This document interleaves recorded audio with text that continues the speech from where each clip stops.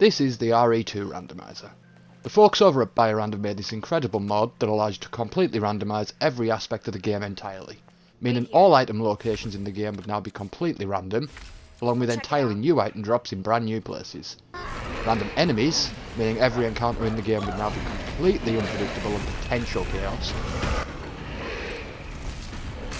And even all the doors in the game, meaning the door that would usually need a spade key for example, may need a different key, or no key at all. This will create an entirely new and unpredictable path through the game. Most of the puzzles will also be different, requiring me to find brand new in-game files in order to solve them. And to top it all off, I'll be playing on hardcore mode, just to ensure that little bit more chaos. What could possibly go wrong? We pick up right where we left off at the end of part 1, in the aftermath of the G1 fight. And with Birkin now gone, I was safe to loot the area in peace, finding the stock for the shotgun for my troubles, but outside of the refill on healing items, the rest of the area didn't really have anything special. Over there! So, moving on, I briefly reunited with Sherry and headed up into the parking garage, finding the exit blocked by the gate and triggering the arrival of Chief Irons, who just turned out to be the nicest cop ever. On the ground, hands behind your head. You can't be serious. Now, or she dies. Sherry, you come with me now, or say goodbye to Claire. Don't listen to him, he's full of shit. I'll get you, you fucker!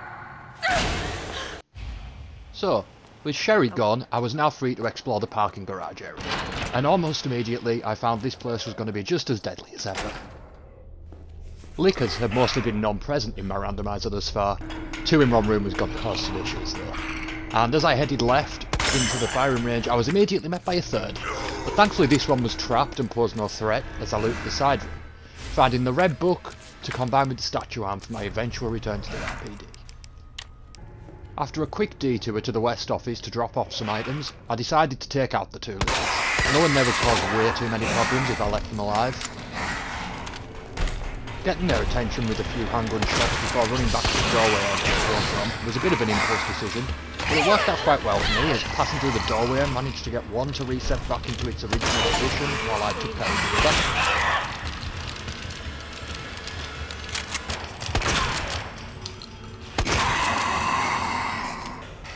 And after that the other was fairly straightforward to deal with, now its buddy wasn't around to pick back up.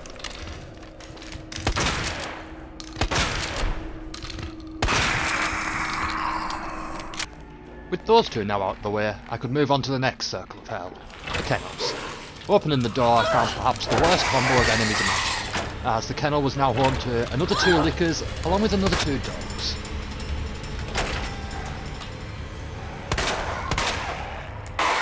Thankfully I was able to use the door to my advantage to choose the 2 dogs, as I just kept poking my head in and out to pick them off a couple of shots at a time. It was a really messy fight to be honest, but at least now I just have to deal with the death lickers. Now moving silently through the kennels to avoid the lickers. This was where I learned something new about the randomizer. What I had failed to notice up until now was that the randomizer had also created new item combinations not previously possible. A mistake I stumbled upon as I happened across 2 ink ribbons and they combined into an RPG. So, deeming this to be an act of God, and not wanting to use such power for a cause, I dumped the rocket into the first licker before finishing off the other with my handgun so I could move on in peace. After that ordeal, I was thankfully relieved to find the morgue was uneventful, aside from a note containing the solutions to the maiden and unicorn statues. And with the generator room containing nothing but a single green herb, the trip into hell had ultimately been nothing but a waste of time and resources. So with that, it was time to return to the RPD.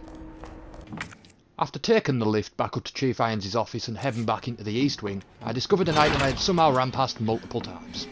And of all the items to have missed, of course it was the goddamn magnet.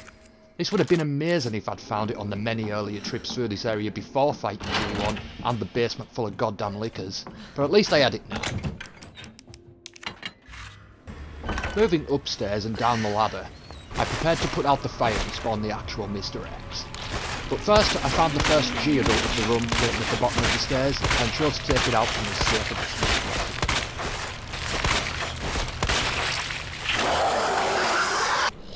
Moving down the stairs, I quickly diverted the water flow before heading back up to put out the fire. And then I entered the east wing from the other side to encounter Mr. X, who looked, let's just say, a bit less threatening than usual. Jesus, stay back! Leaving our new T-posing friend behind, I returned to the main hall, finding our old buddy Marvin had been turned into an ivy zombie. Leaving him alone for now though, I instead opted to head back to the library, solving the unicorn statue, and to my surprise, finding something rather special had been placed in there. Naturally, I used this new toy immediately to drop the double Mr. X combo in the library, giving me more than enough time to put the jack into place and move the bookshelves so I could finally get over to the clock tower. But we wouldn't be heading there just yet. After a quick stop to drop off the RPG, I then moved over to the shower, and after quickly turning the ivy in there into charcoal, I used the valve handle to get rid of the steam. I then immediately found the scepter, giving us access to the red gem, before moving on to the STARS office. But before I even made it there, I found the bolt cutters in the hallway. Finally we had access to the last rooms of the station. But first, I had the scripted liquor in the hallway to deal with. Thankfully this one caused nowhere near the problems the last one.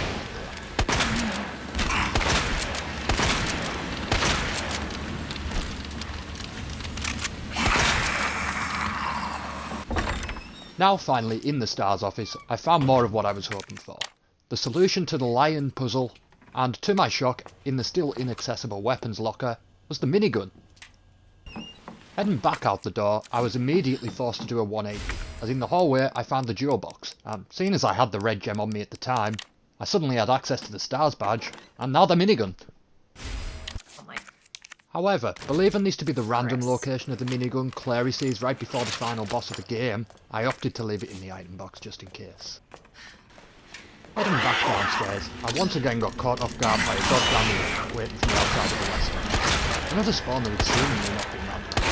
But after taking a bit of a beating, I managed to find it before heading into the west office, the final unexplored room left in the RPG. Son of a bitch!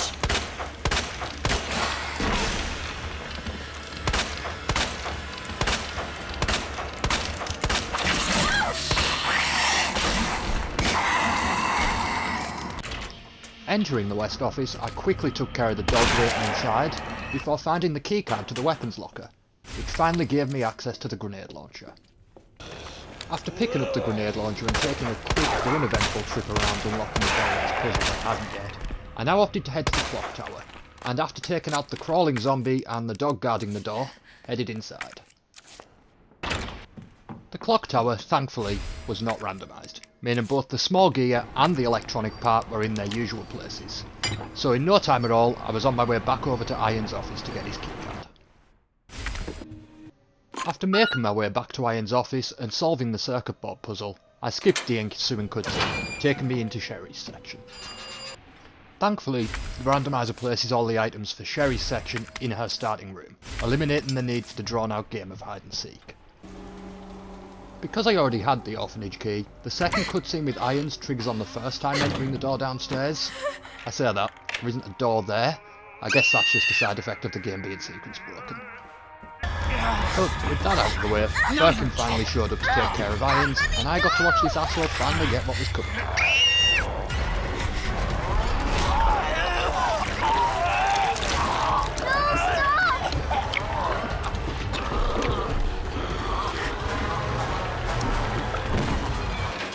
Now back in control of Claire, I first took the elevator back to the parking garage and scanned the keycard to escape. And after a quick laugh at our newest Mr. X replacement, I headed out into the streets of Raccoon City. Everything was going according to plan until I got to the stairs and found an ivy waiting for me.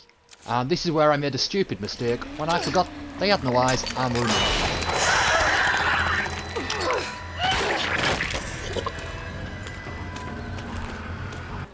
With that moment of stupidity behind me, I found an even less welcome sight waiting on the other side of the tennis courts. A sight I had not seen since I first arrived in Raccoon City and got my ass handed to me. The Super Tyrant was back. Waiting for my moment, I baited the zombies around him in, dodging out at an opportune moment, and just barely avoided. I quickly moved on through the bus, introducing a zombie inside to my shotgun along the way, before getting ambushed by a dog camping the exit, which was disfortunate. But with that out of the way, I had finally made it to the orphanage, and on my way down to Sherry, I got the pleasure of seeing Irons one last time, before getting the joy of watching this piece of shit die. What? Took too long. What happened? Oh god. Get off me! Oh my god!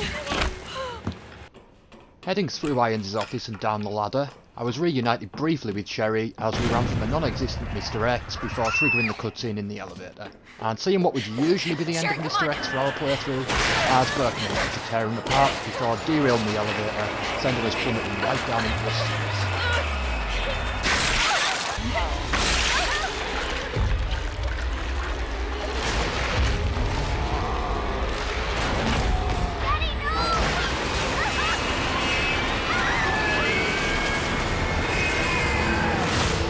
And that is where part 2 will come to an end.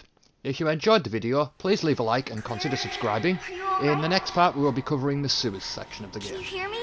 Thank you so much for watching and catch you in the next one. Claire, you have to get